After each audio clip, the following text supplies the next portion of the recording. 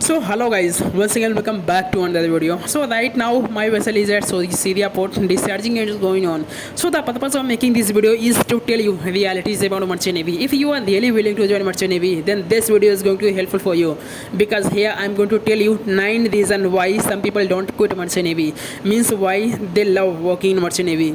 If you love traveling and want to go at so many places, then Merchant Navy is the best career option for you. So before starting this video, let me tell you something. So if you have already completed JP rating and not getting job, so I have made a video where I have kept so many numbers in description box, which is really helpful for freshers.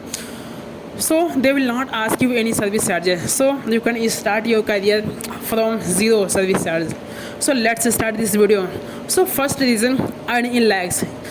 Yes ये सच है भाई। अगर आप एक अच्छी company में set हो जाते हो ना, तो आपकी जो सैलरी होती है ना वो लाखों में होती है। ऐसे रेटिंग मीन्स AB ऑलर की जो सैलरी एक अच्छी कंपनी में होती है ना 1 से 1.5 लाख के बीच में होती है। अगर आप ऑफिसर बन जाते हो ना, तो आपकी जो सैलरी होती है 2 लाख से ऊपर हो जाती है। अगर लाइक आप 4th इंजीनियर की अगर हम सैलरी की बात करें तो 2.5 से 3 लाख होती है। 3rd इंजीनियर की सैलरी 3 से 4 लाख। 2nd इंजीनियर की सैलरी जो होती है 6 से 8 लाख। चीफ इंजीनियर की सैलरी 8 से 15 लाख। ये डिपेंड करता है आप किस शिप पर सेल कर रहे हैं। डेक का भी सेम होता है। अगर आप मर्चेंट नेवी आना चाहते हैं ना, तो आपको ये सजेस्ट करूँगा, आप DNS BSc nautical science GME BTech ये कोर्सेज़ कीजिए। Come through this courses. Why I am telling you, when you go through this courses you can become officer soon on ship. आप जहाज़ पे जो है ऑफिसर जल्दी बन सकते हो भाई, जो जहाज़ पे, क्योंकि ऑफिसर की सैलरी ज़्यादा होती है। मतलब सब कुछ चेंज होता है भाई, वर्क चेंज होता है, रिस्पेक्ट चेंज होता है, सैलरी आपकी बढ़ जाती है। अगर आप GP रेटिंग कोर्स करते हो ना, तो आपको ऑफिसर बनने में भाई बहुत टाइम लग जाता है। ऐसे आपने बहुत सारी यूट्यूब पे वीडियोस देखा होगा, आपने GP रेटिंग से जो है 8 से 10 साल में चीफ इंजीनियर और कैप्टन बनो।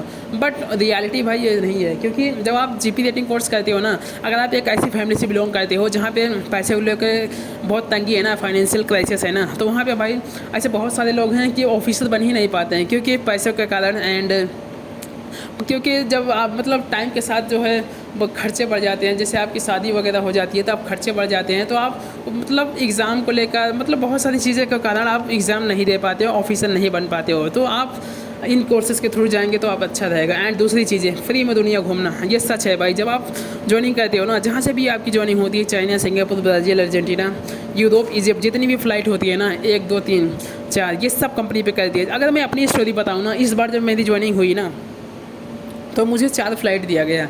तो एक डोमेस्टिक एंड 3 इंटरनेशनल, जो क्योंकि मैं मुंबई में रहता था, एंड मुंबई से पहली फ़्लाइट मेरी थी दिल्ली, एंड दिल्ली से जो है कतार से साओ पोलो से मोंटीवीडियो, ये 4 फ्लाइट था। एंड सो गाइस, जब मैं मोंटीवीडियो पहुंचा ना, तो वहाँ पे जो है जहाज़ जो है पोर्ट पे नहीं लगा था, तो कंपनी के द्वारा मुझे होटल स्टे दिया गया। मतलब मैं 2 दिन वहाँ पे मोंटीवीडियो में होटल में रहा, एंड होटल का खर्चा और खाने पीने का ये सब कुछ जो है कंपनी उठाती थी, सब कुछ कंपनी के द्वारा पे किया जाता था। एंड वहाँ का मैं सुबह जो है डेली 7 बजे मतलब 6:30 बजे उठता था, फ्रेश होता था, एंड उसके बाद 7 बजे ब्रेकफास्ट ही ले जाता था। खाना खाने के बाद मैं बाहर घूमने चला जाता था, एंड उसके बाद फिर 12 से 1 लंच होता था, उसके बाद नाइट भी फिर 7 से 8 डिनर होता था। भाई मैं खाना खा के मतलब घूमने निकल जाता था वहाँ पे। मतलब आप मर्चेंट नेवी में जब आते हैं ना, तो बहुत सारी जगहों पे घूमते हैं भाई, बहुत सारी कंट्रीज़ को आप एक्सप्लोर करते हैं। एंड सो गाइस, मैं वहाँ पे घूमा तो, बट मैं कुछ वहाँ पे ख़रीद नहीं पाया, क्योंकि मेरे पास लोकल करेंसी नहीं था। अगर आप इंडिया से बाहर जा रहे हैं ना, तो मैं आपको ये सजेस्ट करूँगा, अपने पास कुछ डॉलर रखिए, क्योंकि डॉलर जो होता है ना हर कंट्री में एक्सचेंज हो जाता है। एंड तीसरी चीज़ है सेविंग। जिस दिन से आपको कंपनी टिकट देता है ना, उस दिन आपके जो खर्चे होते हैं ना वो जीरो हो जाते हैं, क्योंकि जहाज़ पे खाना रहना ये सब फ्री हो जाता है। सैलरी जो आपकी होती है ना 1 से 1.5 लाख ना, वो आपकी सेविंग हो जाती है। जो लोग दिल्ली मुंबई में काम कर रहे हैं, अगर आप उनसे पूछेंगे ना कितना बचा लेते हैं ना, तो आपको रियलिटीज़ बताएँगे कितना बचा लेते हैं भाई। एंड अगली चीज़ें, नो पॉल्यूशन। भाई जहाज़ पे कोई पॉल्यूशन नहीं होता, मतलब एकदम फ्रेश एयर। जो दोस्त आपके दिल्ली मुंबई में काम करते हैं, अगर आप उनसे पूछेंगे ना, तो वहाँ पे भाई मुंबई दिल्ली में इतना क्राउड है ना, तो वहाँ मतलब फ्रेश एयर तो आपको नहीं मिलेगा भाई। एंड वहाँ पे जो है इतना सारा क्राउड है। एंड उसके बाद भाई 12 से 14 घंटा काम करने के बाद जो है घर पे आते हैं, खाना बनाते हैं, एंड मतलब अपने लिए टाइम नहीं निकाल पाते हैं, एंड बहुत मतलब घूमने भी नहीं जा पाते हैं। तो मुझे लगता है मर्चेंट नेवी एक ऐसा करियर ऑप्शन है जहाँ पे आपको सैलरी भी ज़्यादा मिलता है, जहाज़ पे आते हो खाना रहना सब कुछ फ्री, एंड खाना जो है आपको बनाना नहीं पड़ता है। ये सब जो है मुझे लगता है एक अच्छा करियर ऑप्शन है।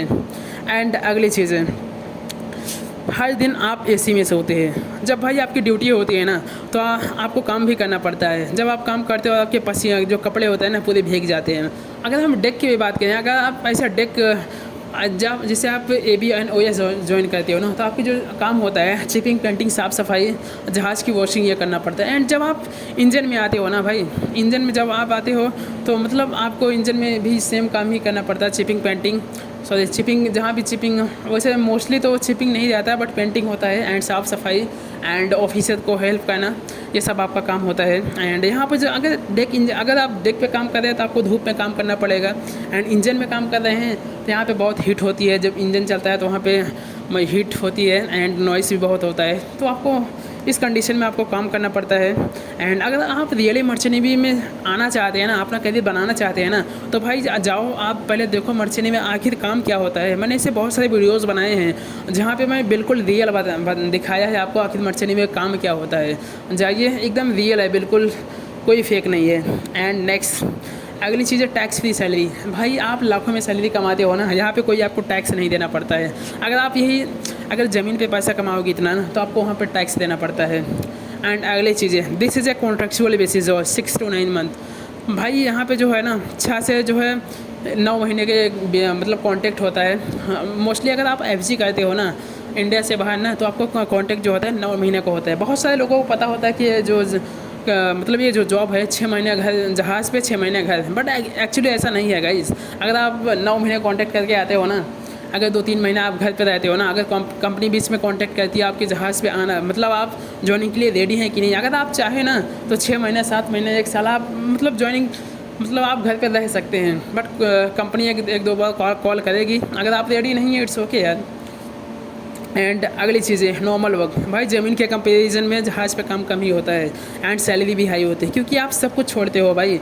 जहाँ पे आपके दोस्त, आप जहाज़ पे होते हो तो आपके दोस्त जो है शादियाँ अटेंड कर रहे होते हैं, अपने फैमिली के साथ फेस्टिवल को सेलिब्रेट कर रहे होते हैं, पार्टियों में अटेंड कर रहे हो, आप ये सब छोड़ रहे होते हो, इसलिए आपको लाखों में सैलरी मिलती है। एंड अगली चीज़, you can also become a YouTuber and blogger.